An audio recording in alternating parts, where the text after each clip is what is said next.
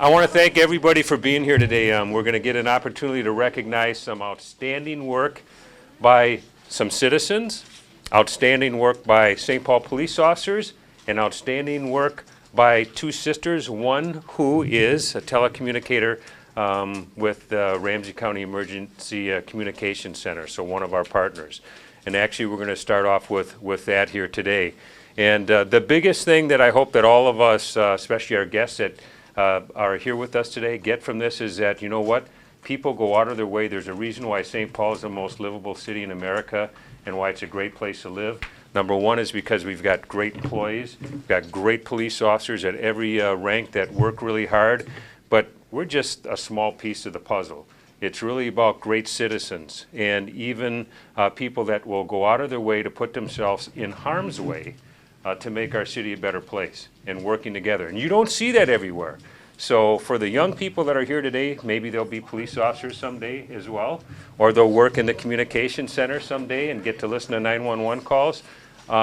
Thank you, and you're going to hear just a little snippet about each one of the stories as I give Chiefs Awards to the various folks that we have here today. So with that, I will start off and ask that, can I have Miss Blia Zhang and Mang Trong please come up to the right of me here? It's always great when we have, I think you're the first sister pair for me to give a Chiefs Award to, so that's pretty neat. Number one, we gathered here today to honor some truly remarkable citizens and employees. And on September 13th, 2011, Blia Zhang and her sister Mang Trong, who is a telecommunicator for the Emergency Communication Center, were driving to Lake Phelan for a walk. Just a nice day. From their vehicle, they both saw a man running with a purse and a woman running after him, screaming for him to stop. She yelled out that he had stolen her purse. The man got back into a back seat of a vehicle. Miss Trong pulled the car up alongside of the vehicle, and Miss Zhang yelled at the man to return the purse to the woman. He got out, handed the purse to the victim, and then fled on foot. Miss Trong immediately called the ECC to have officers respond. Both provided detailed descriptions of the vehicle and the suspect.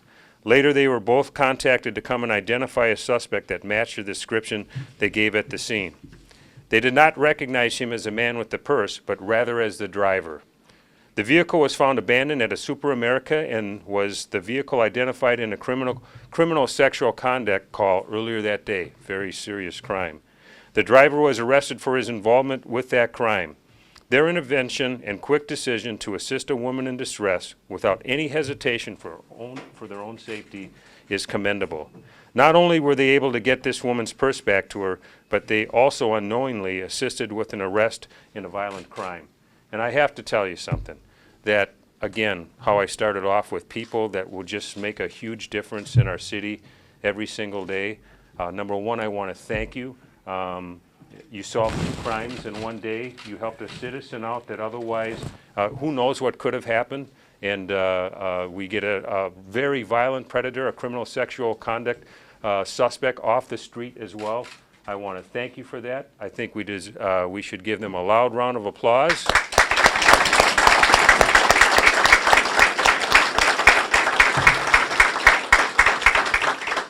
And with that, I am going to present you each with a Chiefs Award. And Assistant Chief Warren is going to help me with this.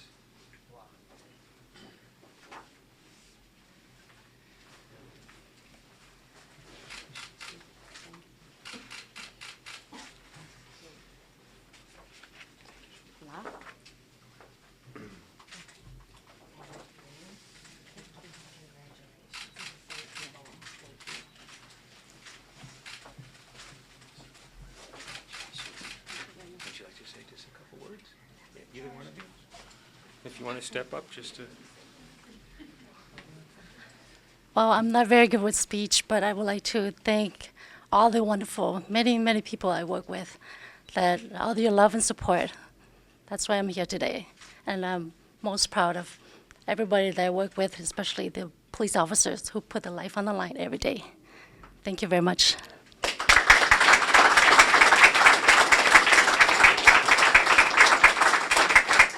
Everybody done with pictures? Did you want to take a picture? Surely. Ladies, you want to stay right here? Take a picture together.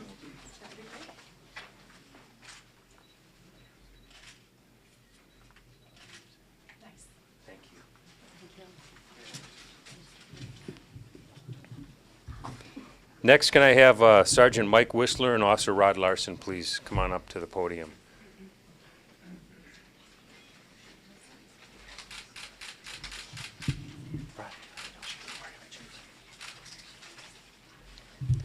You know, I'm going to read this citation, and I got to tell you that these are two humble guys. The one thing that's great about being police officers is they always want to distract attention to themselves onto other people to make sure that they're commended. They'll commend their brother and sister officers, and they'll commend the neighbor down the street. But when they do something really, really heroic, they don't want to take credit for themselves. And you will hear just a short snippet about something that these two gentlemen literally put their lives on the line to make sure that some people could get out of a burning building.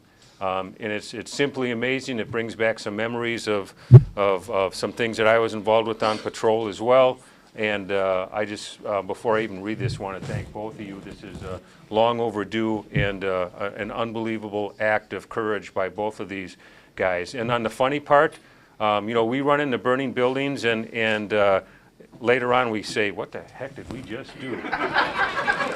Where's our firefighter brothers? And I don't know if there's any firefighters here, but there's a reason why we like firefighters, because we don't have any of the equipment, and that's exactly, on a serious note, what these guys did. Back on January 3rd, 2012, an arson fire on Virginia Street was called into dispatch. Officer Rod Larson and then Officer Michael Whistler responded to the call. As they arrived at the scene, a man informed them that the house was on fire with residents still inside. The officers kicked down the door and entered a house rapidly filling with smoke. They could see flames in one corner of the home. One resident was on the main floor, and they yelled for him to get out.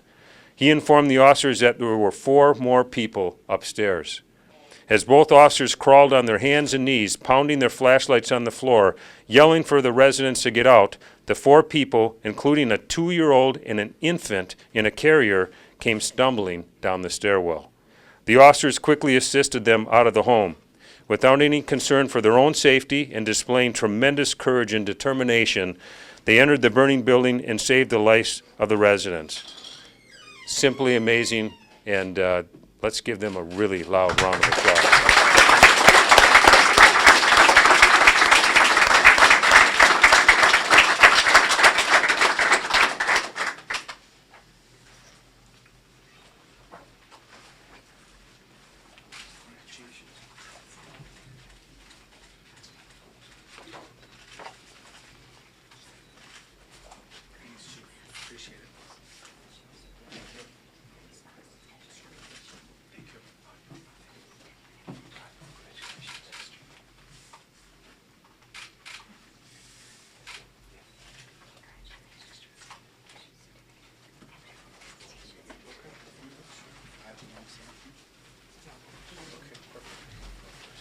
Thanks, Chief. Everybody.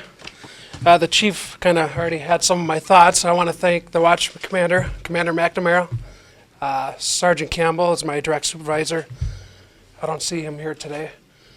We all worked as a team with Mike's great interview skills to figure out who the suspect was, and the whole team tracked him down, I think just over the border into Maplewood. Thank you to my wife who's here, my parents. I truly believe that we were just in the right place at the right time. Any of our co-workers would have done the same thing. Thank you.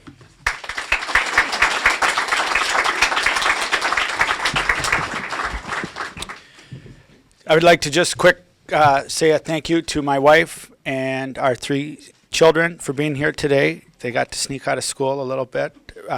My father is here, my mother is here, my brother and his entire family are here, and so is my grandma. Thank you very much for taking time out of your day. How come you're crying, Grandma?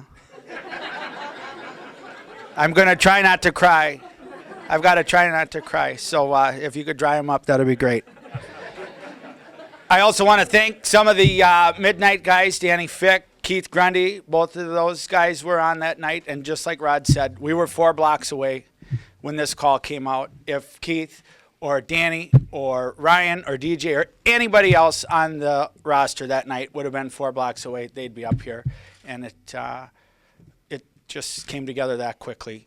The one thing that I am glad to be a part of is this favorable outcome. As midnight street cops, it seems like we try to target that favorable outcome, whether it's with a victim, a suspect, whatever the case may be. We're in search of that favorable outcome, and I feel very fortunate to have been a part of this favorable outcome today. Thank you very much.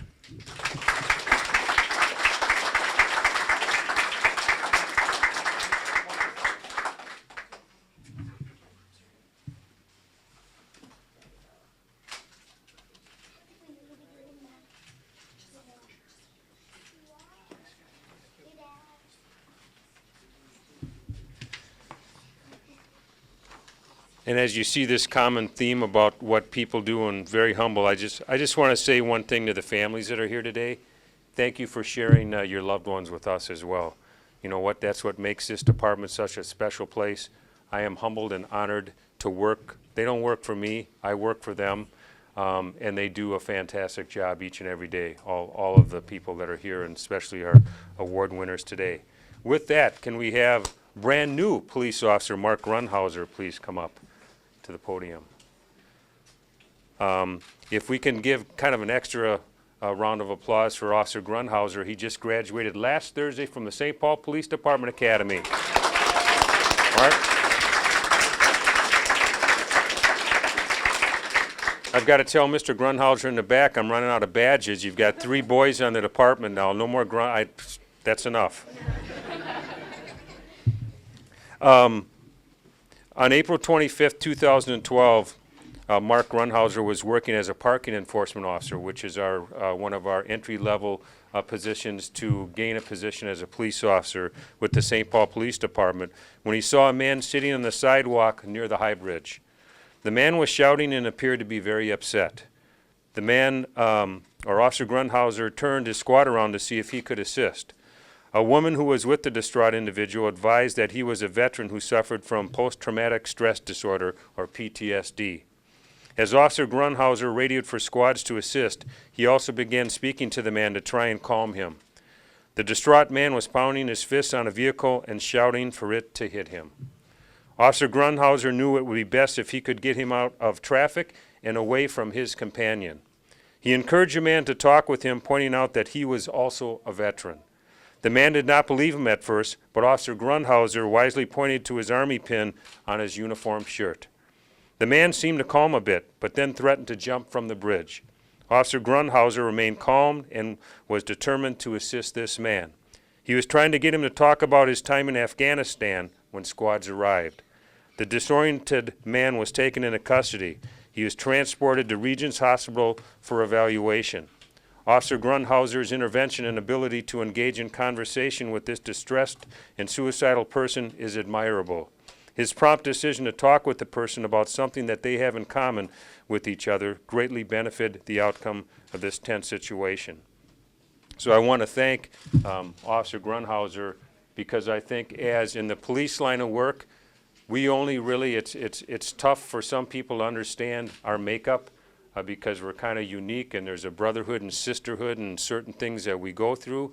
The same as Officer Grunhauser is now an officer, but has proudly served our country in the United States Army as well. And having that opportunity to have that bond with that individual who is thinking about taking his own life is something that will forever be in our debt for, but also I'm sure that the man is as well. So let's give Mark a loud round of applause.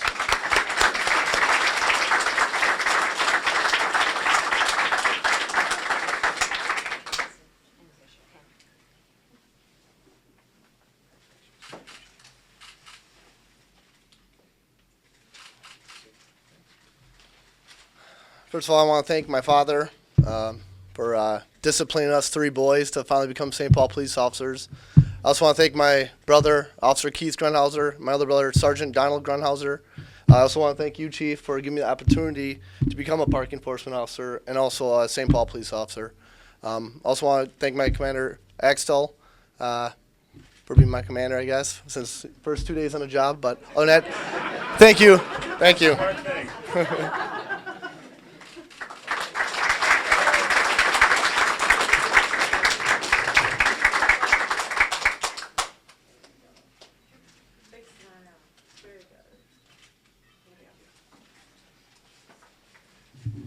I just got to say, at our graduation ceremony last Thursday, one of the things we do is I pin the badge on our newest recruits that now become and swear the oath to become police officers, but we also allow family members to pin on the badge. So we had both Don and Keith come up and pin the badge on Mark, and I thought to myself, because I grew up with a brother too, how many times those guys were rolling around on the floor fighting with each other. But I wanted to let you know, Mark, that Don said both to you and Keith, he can still take both of you, and he's just... But Mr. Grunhauser is the boss, period. I still call him Mr. I want to thank you all for coming here today. I want to thank all our award recipients. We have some refreshments here for everybody, especially the little kids. There's cake, so I know they're probably pretty excited. I knew that. And please take the opportunity, if our award recipients would please step up to the front so we can come by and recognize you. Please come up and say congratulations, and thank you for taking time out of your day to be